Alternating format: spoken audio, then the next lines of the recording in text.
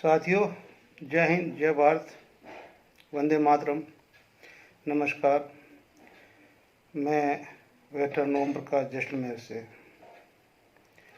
आज एक ऐसा विषय आपके सामने लेके आया हूँ। आपको उचित लगे तो ये आने वाले ओआरओपी 2 तक तो हमने देख ही लिया है, कैसा क्या हो रहा है, किस तरफ हो रहा है, लेकिन थोड़ा सा ध्यान मेरा कुछ जड़ों की तरफ गया है। अगर मैं सही हूँ गलत है वो तो ये वीडियो देखने वाले बुद्धिजीवी, जानकार, सब लोग, अगर मैं गलत हूँ तो मुझे भी राय दे के सही करेंगे। और मैं जो अपना चीज़ लेके आया हूँ कि हम लोग आर्मी, नेवी, एयरफोर्स तीनों मिलके डिफेंस बनी और इस डिफेंस को ओआरओपी दिया गया। अब यहाँ पे ओआरओपी तो दे दिया हमारे को, लेकिन जब हम पेंशन रेगुलेशन 2017 में जाते हैं, साथ में हर एक का हम आर्मी एक्ट और air force act, navy act and regulation जो इनके अपना देखते हैं, तो उसमें बहुत बड़ी मतलब हमारी असमानताएं मतलब कि हमारा पे, pension, length of service, promotion policy, कौन कितनी नौकरी कर सकता है, और इस तरह से हमारी तीनों की ही कहीं पर भी एक जगह एक समानता नहीं है, कहीं पर भी नहीं है। तो जब नहीं है समानता तो फिर हम 1 रैंक 1 पेंशन में हम तीनों को समाहित कर दिया गया है कि तुम समाहित हो, और टेबल निकल जाती है आर्मी की एंड अकॉर्डिंग आगे कर देते हैं rank of navy and air force. लेकिन जब हम जाते हैं ओरिजिनलिटी पे देखने के लिए कि भी हमारा इनिशियली टर्म्स ऑफ कंडीशन जो बॉन्ड भरा जाता है नौकरी के लिए, तो आर्मी का 15+2 होता है, एयरफोर्स का 20 साल का होता है, ठीक है ना, नेवी का 20 साल का होता है। यानी उसके बाद में आर्मी के अंदर तो अगर 15 साल में 17 साल तक अगर लेफ्टिनेंट नायक बनना है सिर्फ ओनली, तो उसको 17 साल के बाद घर जाना ही पड़ेगा। नायक बनना है तो वो 2 साल कर सकता है, वो जो भी आगे टर्म्स कंडीशन जो एक लेंथ दे दी गई नौकरी की। वालदार बन गया तो 24 साल करेगा, नायकदार बन गया 26 साल करेगा, सूबेदार बन गया तो 28 साल करेगा, सूबेदार मेजर बन गया तो 32 साल ही करेगा। सूबेदार मेजर की 4 साल है। वहीं अगर एयरफोर्स में 20 साल का बॉन्ड है, 5 साल में कॉर्पोरल बन जाता है, नायक बन जाता है, 13 साल में वो सार्जेंट बन जाता है, और 13 साल के बाद में उसके बाद में वो 20 साल तक तो उसका बॉन्ड है ही है। फिर उसको 6 साल का बॉन्ड मिलता है आगे एक्सटेंशन का। फिर 3-3 साल करते हुए एयरफोर्स एंड नेवी दोनों ही 57 साल तक अदर रैंक में, मैं अफसर की बात नहीं कर रहा हूँ, जेसीयू जोआर की बात कर रहा हूँ। जेसीयू जोआर जो वहाँ के होते हैं दोनों के, वो 57 साल तक अगर चाहें सेफ वन है तो वो 57 साल तक नौकरी कर सकते हैं। अब हमारी कहाँ तो एक सूबेदार मेजर की 32 साल नौकरी, कहाँ एक सार्जेंट अगर मान लो चाहे सेफ वन है तो 57 साल तक नौकरी कर सकता है, और अगर वो 13 साल में सार्जेंट बन गया तो 57 साल तक कितने इंक्रीमेंट उसके लगेंगे। तो अगर यहाँ पर अगर हम देखते हैं जब टेबल को, तो अगर हमारी एवरेज पेमेंट जब ओआरओपी के अंदर आर्मी की लेते हैं तो सबसे बड़ा नुकसान होता है एयरफोर्स और नेवी के एनसीओज को, जेसीओज को, उनको होता है, क्योंकि सबसे लोअर पे एंड पेंशन तो आर्मी की है, क्योंकि हमारी सर्विस लिमिट, सर्विस बॉन्ड बहुत कम है। इनिशियली सिपाही ही लेफ्टिनेंट नायक की 17 साल से ऊपर है नहीं, और उनका कम से कम अगर वो कॉपल भी है तो भी 20 साल के बाद में बॉन्ड में पूरा होगा, और 20 साल से पहले कॉपल अगर नायक भी आ गया तो वो प्रीमेचर कहलाएगा। सबसे ज्यादा अगर प्रीमेचर, जैसे एयरफोर्स में एजुकेशन अच्छी होती है, नेवी वालों को भी अच्छा समय, आर्मी के अंदर पढ़ने का समय नहीं मिलता है, उनको पढ़ने का समय अच्छा मिलता है। मुझे कई लोग मिले हैं जो मतलब 20 साल तक का बॉन्ड भी पूरा नहीं किया, प्रीमेचर अपना जैसे ही पेंशन सर्विस हुई और वो बॉन्ड पूरा नहीं करते हैं और वापस प्रीमेचर में चले आते हैं। आज कोई एसडीएम है, कोई वकील है, कोई कहीं है, कोई अच्छी अच्छी पोस्टों में बैठे हुए हैं, कोई बैंक में कहीं पर भी है। तो अब नुकसान किसको हो रहा है?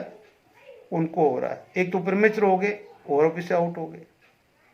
एक अब मान लो कि एवरेज लेना है, तो जैसे हमारा सूबेदार मेजर होता है वैसे ही एयरफोर्स में मास्टर वारंट ऑफिसर होता है, इक्विवेलेंट नेवी में भी होता है। वो लोग 8-8, 9-9 साल तक सूबेदार मेजरी लगा के नौकरी करते हैं, यानी कि जो हमारा सूबेदार मेजर 4 साल ही कर सकता है ना, तो उनका सूबेदार मेजर 8-8, 9-9 साल तक करते हैं। तो कहाँ तो 4 साल का इंक्रीमेंट और कहाँ 9 साल का इंक्रीमेंट। अगर हमें तीनों को एक समान करना है तो हम तीनों सर्विस में थे, आपको जिस रैंक की भी उठाना है तो जिसकी सर्विस ऑफ लेंथ जिस रैंक की ज़्यादा है उसका एवरेज आप उठाइए।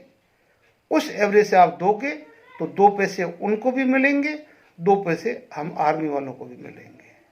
हमारी उठाओगे तो 1 पैसा तो ज़रूर हमें मिल जाएगा, लेकिन उनको तो 1 पैसा भी नहीं मिलेगा। क्यों?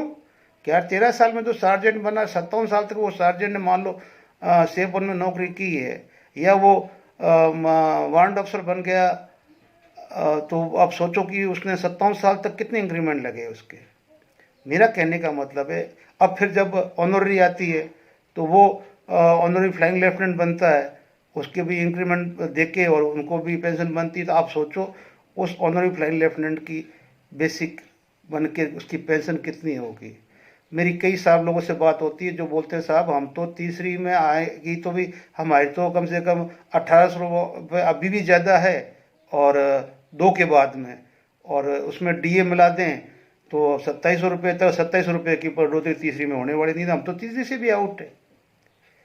अब इसका रास्ता क्या खोजा जाए भाई?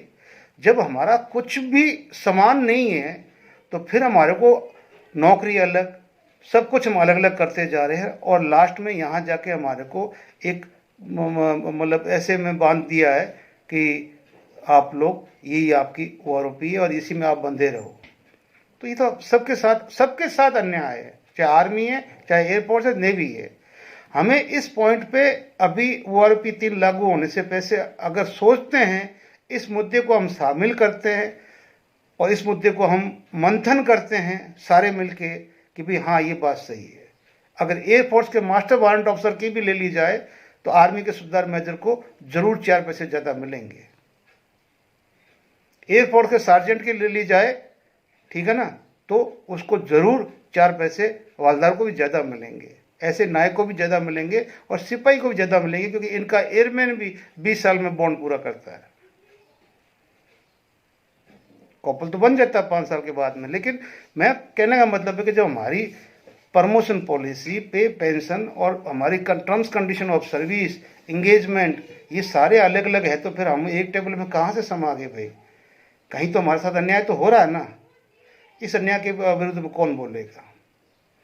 अब जब तक हम सेना में रहते हैं तब तक हमारी एक कौम होती है सैनिक। क्या भाई? फौजी है। एयरफोर्स वाले फौजी, नेवी का ही फौजी, हम फौजी है। अब वहाँ से हम बाहर जब आते हैं वही दुनियादारी लागू हो जाती है, समाज। अब जितने समाज में जातियां हैं उन जातियों से भी कहीं उपजातियां बन के हमारे संगठन बने हुए हैं। जैसे समाज में जातियां बनी हुई है, ऐसे ही हमारे आने के बाद में पूर्व सैनिकों के, चाहे एयरफोर्स हो, नेवी हो, चाहे वो किसी का भी हो, ये इतना ही हमारी उपजातियां बनी हुई है। आईओ, लीग, ये वो संगठन, वो संगठन, वो संगठन, यानी कि इतनी जातियों में बन गए। अब वो जाति में बंट गए तो संभावित है कि जो उसका जाति का प्रधान होगा तो वो सोचेगा मैं बड़ा, मैं बड़ा, मैं बड़ा, मैं बड़ा। इसी मैं बड़े के चक्कर का हमने उदाहरण अभी 14 महीने में देख लिया कि प्रधानगिरी के अंदर हमारी ओआरओपी 2 फिनिश, सिर्फ प्रधानगिरी के चक्कर में और कुछ नहीं। क्यों? कि हम लोगों ने जातियां बनाई हुई है। वो आईबीओ का है, वो ईएसएम का है, वो लीग का है, ठीक है ना, वो साबका का है, वो दक्षिण का, वो शिवा का है, वो उसका है, वो उत्तराखंड लीग का है, वो उसका लीग। यानी कि बाहर आके हम एक प्लेटफॉर्म, सैनिक पूर्व सैनिक प्लेटफॉर्म नहीं बना सकते। हम एक कौम के नहीं हो सकते। जब एक कौम के भी यहाँ पर हम नहीं हो सकते तो हमें कौन न्याय देगा भाई? कौन देगा? जैसे आरक्षण लागू है वैसे आप लोगों पर भी आरक्षण लागू हो गया, किसको क्या मिलेगा वैसे ही आरक्षण लागू करवा लो, बस बढ़िया है। अब कौन डीएनए टेस्ट करे हमारा? आईओ बड़ा है कि साबका बड़ा है कि वेटरन बड़ा है कि वॉइस बड़ा है या सिवा बड़ा है, लीग बड़ा है, कौन बड़ा भाई? झाड़ते रहो प्रदान करिए और उसके पीछे जो मरते रहे जवान, मिलना किसी को कुछ नहीं। फिर गालियां दे दो अफसरों को, एक तो हम नहीं होंगे। अरे भाई उन्होंने 60 के दशक में अपना पेंशन का ऑर्गेनाइजेशन बना लिया था आफ्टर रिटायरमेंट का, 60 के दशक में, जो आज भी चल रहा है। तो अगर आप में जागरूकता आए तो कम से कम आप एक ही तो बनाते हैं, दो बनाते ही क्यों? एक बनाते और बाहर आए सीधा ज्वाइन करते, डिफेंस में थे भाई। अब जो मैंने बोला है इसमें आप कितने सहमत हो कि भाई अगर लेना है तो आप हाईएस्ट उसका लो जिसका पे पेंशन में अभी हैवी सबसे हाईएस्ट 9 साल अगर मास्टर वारंट ऑफिसर ने की है तो उसका एवरेज लो आप। नेवी वाला ने अगर 10 साल किया तो उसका लो आप। ये आर्मी का लेके उनको बेचारों को धोखा मत दो, उनको फिर कुछ नहीं मिलने वाला। हम तो घाटे में ही है, हमें तो बोलने की जरूरत ही क्या है। हम तो जैसे पहले हाँकते थे, हमारी तो हाँकने की आदत थे। जो एयरफोर्स और जो आर्मी में जैसे मतलब नेवी में जैसे फ्रीडम है वो आर्मी में थोड़ी फ्रीडम है। वहाँ तो जुबान से निकला शब्द ही आर्मी एक्ट में तब्दील हो जाता है। वो एक्ट इनके यहाँ नहीं है, नहीं है। प्रैक्टिकल आप किसी से मिलिए, आप पता चल जाएगा। इसलिए अभी अगर इस मिशन पे काम करें कि भाई या तो 1% बढ़ा दी जाए कि भाई इस रैंक की इतनी परसेंटेज बढ़ेगी, तो वो चाहे एयरफोर्स का हो, आर्मी का हो या नेवी का हो, वो परसेंटेज के हिसाब से 1% मास्टर वारंट अफसर की या सुधार मेजर की, वो सुबेदार की, वो नायक सुबेदार की 1% बढ़ा दे बस कि ये परसेंटेज इस रैंक को मिलेगी बस, तो 4 पैसे सबको समान मिल जाएंगे। या फिर तीनों की टेबल ही अलग बनाए, कम से कम इंसाफ करना तो टेबल ही अलग बनाए, जिससे उनका अपना एवरेज ले ले, आपका अपना एवरेज ले ले, उनका अपना एवरेज ले ले। या तीसरी बात, इन तीनों में से जिसका हाई एवरेज है उस एवरेज को ले ले, तो सबके साथ इंसाफ हो जाएगा। अगर मेरी बात से सहमत हैं तो आप इसको आप कमेंट्स में डालें और हम इस चीज़ को जहाँ पर भी कहीं भी हमारा इकट्ठे होते हैं इसको मंथन के मुद्दे में डालें और आने वाली तीसरी से पहले हम इस मुद्दे को शामिल करें कि भाई हमारा सब कुछ टर्म्स कंडीशन अलग अलग है, सब कुछ ये है, तो फिर क्यों आप मतलब नाजायज़ बना के हमारे को ऐसे ही बांध रहे हो? नाइंसाफ़ी तो हो रही है। अगर समझ में आए, मैंने गलत बोल दिया तो मुझे माफ़ करें। बाकी मेरी नज़र में ये हमारा service factor and promotion policy दोनों ही हमारी OROP के ऊपर बहुत बड़ा भारी आघात कर रही है। तीनों की अलग है, अलग दो, या फिर सबको 1% दे दो ताकि बराबर, जिसकी ज़्यादा है ज़्यादा हो जाएगी, कम है उसकी कम मिलेगी। क्या हो गया उसमें? क्योंकि आप तो शांति प्रिय, शांति दूत है, वैसे ही कम बंटे हुए हैं। एक तो होना भी नहीं हमने, और नहीं होना तो फिर एक नहीं देगा कौन? तो जय हिंद, जय भारत। मिलते हैं अगले वीडियो में, इस पर गौर जरूर करें।